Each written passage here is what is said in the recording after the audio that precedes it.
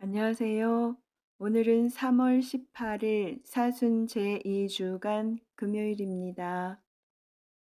오늘 제일 독서 창세기 말씀에서는 야곱이 요셉을 더 사랑하자 요셉의 형들은 요셉을 죽이려다 이스라엘인들에게 팔아 넘기립니다. 또 마테오복음에서는 예수님께서 포도원 주인의 아들을 죽여버린 악한 소작인의 비유를 드시자 수석 사제들과 바리사이들이 예수님을 붙잡으려고 합니다. 오늘 제1 독서는 창세기의 말씀입니다. 이스라엘은 요셉을 늙음하게 얻었으므로 다른 어느 아들보다 그를 더 사랑하였다. 그래서 그에게 긴 저고리를 지어 입혔다. 그의 형들은 아버지가 어느 형제보다 그를 더 사랑하는 것을 보고 그를 미워하여 그에게 정답게 말을 건넬 수가 없었다. 그의 형들이 아버지의 양떼에게 풀을 뜯기러 스켐 근처로 갔을 때 이스라엘이 요셉에게 말하였다. 내 형들이 스켐 근처에서 양떼에게 풀을 뜯기고 있지 않느냐. 자, 내가 너를 형들에게 보내야겠다. 그래서 요셉은 형들을 뒤따라가 도탄에서 그들을 찾아냈다. 그런데 그의 형들은 멀리서 그를 알아보고 그가 자기들에게 가까이 오기 전에 그를 죽이려는 음모를 꾸몄다. 그들은 서로 말하였다. 저기 저 꼼쟁이가 오는구나. 자, 이제 저 녀석을 죽여서 아무 구덩이에나 던져놓고 사나운 짐승이 잡아먹었다고 이야기하자. 그리고 저 녀석의 꿈이 어떻게 되나 보자. 그러나 루벤은 그 말을 듣고 그들의 손에서 요셉을 살려낼 속셈으로 목숨만은 해치지 말자 하고 말하였다. 루벤이 그들에게 다시 말하였다. 피만은 흘리지 마라. 그 아이를 여기 광야에 있는 이 구덩이에 던져버리고 그 아이에게 손을 대지는 마라. 루벤은 그들의 손에서 요셉을 살려내어 아버지에게 되돌려 보낼 생각이었다. 이윽고 요셉이 형들에게 다다르자 그들은 그의 저고리 곧 그가 입고 있던 긴 저고리를 벗기고 그를 잡아 구덩이에 던졌다. 그것은 물이 없는 빈 구덩이였다.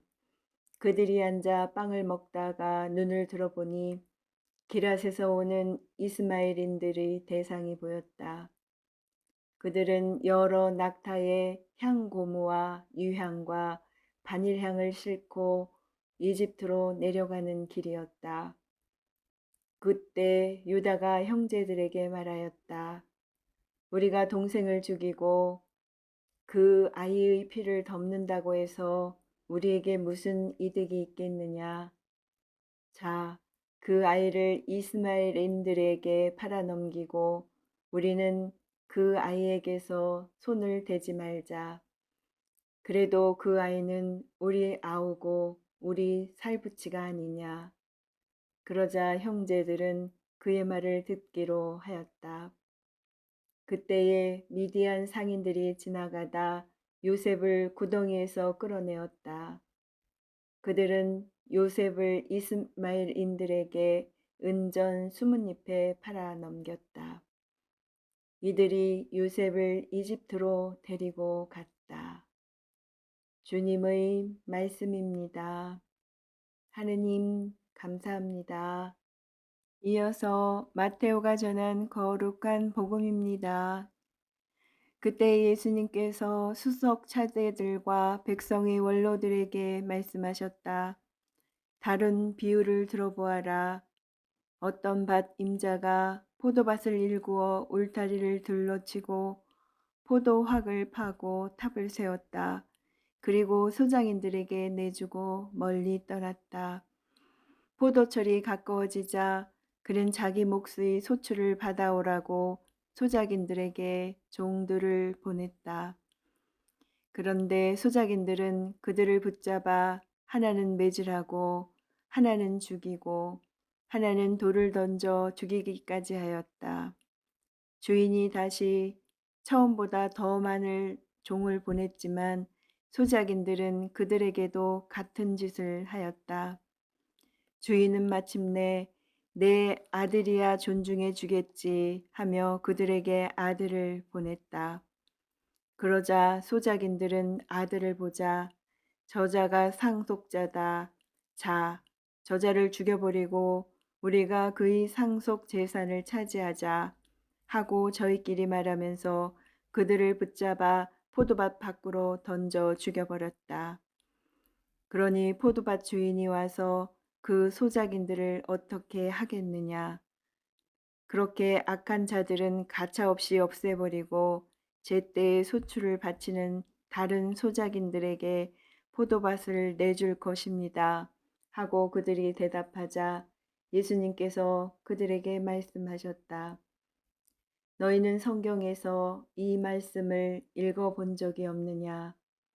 집 짓는 이들이 내버린 돌, 그 돌이 모퉁이의 머릿돌이 되었네. 이는 주님께서 이루신 일, 우리 눈에 놀랍기만 하네. 그러므로 내가 너희에게 말한다. 하느님께서는 너희에게서 하느님의 나라를 빼앗아 그 소출을 내주는 민족에게 주실 것이다. 수석 사제들과 바리사이들은 이 비유를 듣고서 자기들을 두고 하신 말씀인 것을 알아차리고 그분을 붙잡으려고 하였으나 군중이 두려웠다. 군중이 예수님을 예언자로 여겼기 때문이다. 주님의 말씀입니다. 그리스도님 찬미합니다. 이어서 오늘의 묵상입니다. 마테오 복음서의 저자는 21에서 23장까지에서 순환 전 예수님의 예루살렘 활동을 전하고 있습니다.